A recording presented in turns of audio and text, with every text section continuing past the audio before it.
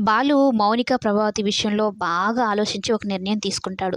నేనెటు ఏం మాట్లాడినా గూడా దానికి రివర్స్‌లో మా అమ్మ చెప్తుంది కాబట్టి, అందుకని మౌనికకు ఒక పెళ్లి సంబంధం తీసుకొచ్చానన్నట్టు చెప్పి, ఇంట్లో వాళ్ళందరికీ స్వీట్స్ పంచుదాము. అప్పుడు మా అమ్మ నా మాట ఇంటుంది అన్నట్టు అనుకుంటాడు.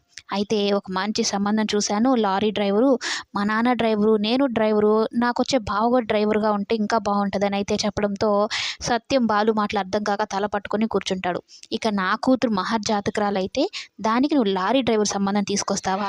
నిన్నిప్పుడు ఎవరు సంబంధాలు తీసుకురమ్మని చెప్పారు? అయినా నీ బోర్డు సంబంధాలు మాకేం అవసరం లేదులే. నా కూతురికి ఎలాంటి సంబంధం చేసి చూడాలో నాకైతే తెలుసు అనైతే ప్రభావతి అంటుంది. ఇప్పటికిప్పుడు కట్నం ఇవ్వాలంటే ఇవ్వలేం కదా! అందులో నీ ముద్దుల కొడుకు మొత్తం డబ్బులన్నీ ఎత్తుకుపోయాడు. ఇంక ఏం చేస్తాము? అందుకని నేను చెప్పిన సంబంధాన్ని చేసేయండి. దీనిలో ఇదే నా మాట ఫైనల్ అనైతే చెప్తూ ఉంటే, అయినా ఇప్పటికిప్పుడు ఆ పొలం అమ్మాలన్నా, ఇల్లు అమ్మాలన్నా 6, 7 నెలలు పడుతుంది.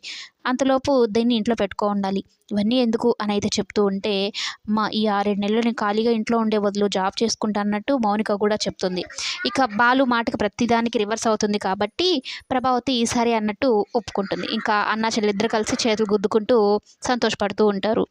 ఇక మౌనిక, బాలు ప్లాన్ మీనాకు తెలియదు కాబట్టి బాలుని అపార్థం చేసుకుంటుంది. సొంత చెల్లెల విషయంలో చూడు ఎలా ఆలోచిస్తున్నాడో, వీడికి అసలు బంధాలంటే కూడా ఏమీ తెలియదు. పచ్చి తాగుబోతు అనుకున్నాను. కనీసం బంధాలు కూడా తెలియవా వీడికనైతే బాలుని తిట్టుకుంటూ ఉంటుంది మౌనిక విషయంలో.